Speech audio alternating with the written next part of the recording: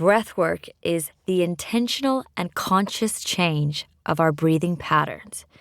It covers a range of different techniques whereby we lengthen and shorten our breaths in and out to varying degrees with the aim of altering our mental, emotional, and physical states. Before we even get started, I want to bring to your attention the fact that our breath is the most important part of our health. Our lung capacity and function are the single biggest indicators of our longevity. Let that sink in. I bet you've never thought of it that way. Before I got into breathwork, I certainly hadn't.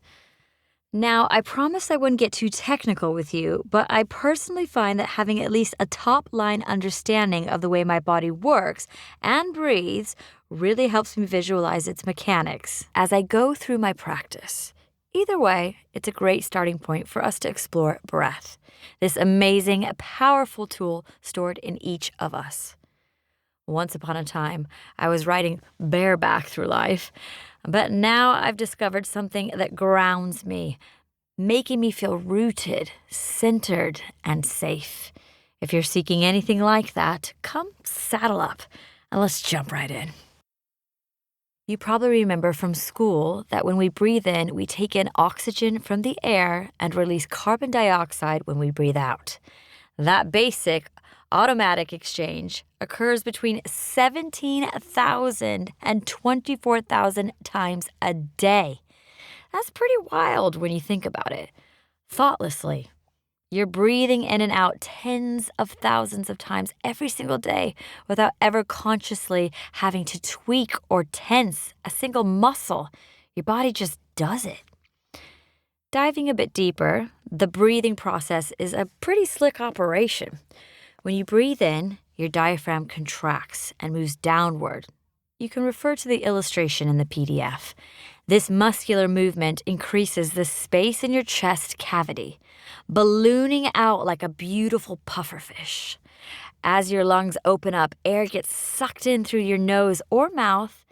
That air travels down your windpipe into the bronchial tubes that lead into each lung and then into these cute little air sacs called alveoli.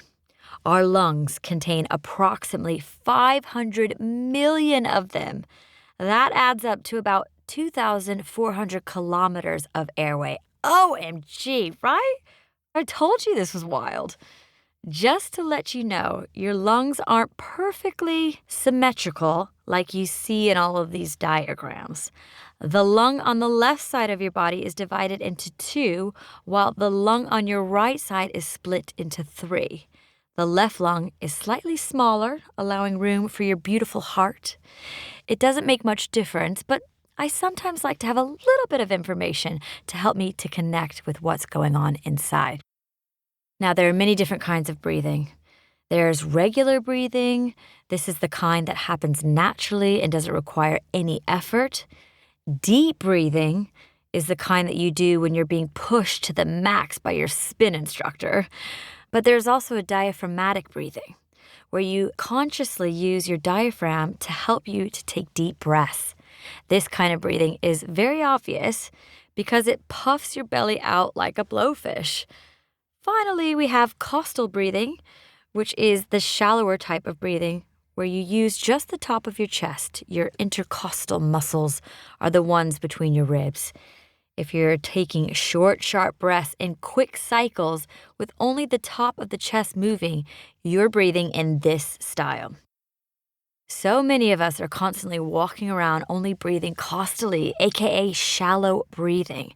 This abnormal breathing pattern triggers our autonomic nervous system to believe we are in the state of danger. When this happens, the body's natural reaction is to start releasing all kinds of hormones into our blood to get us ready for fight or flight, to keep us safe.